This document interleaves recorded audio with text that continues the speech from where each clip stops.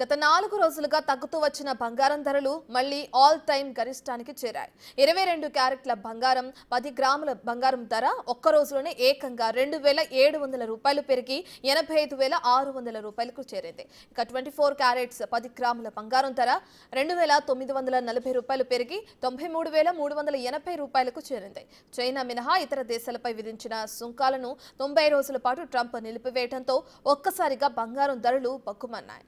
ఇక ఔన్స్ బంగారం ధర ఒక్కరోజే $100లకు పైగా పెరిగి $3100 దాటింది. ఇక దాంతో అంతర్జాతీయంగా అన్ని దేశాల్లోనూ బంగారం ధరలు భారీగా పెరిగాయి. అయితే సుంకాల విషయంలో ఓ క్లారిటీ వస్తే బంగారం ధరలు మరింత దూసుకెళ్లే అవకాశాలున్నాయని నిపుణులు చెబుతున్నారు.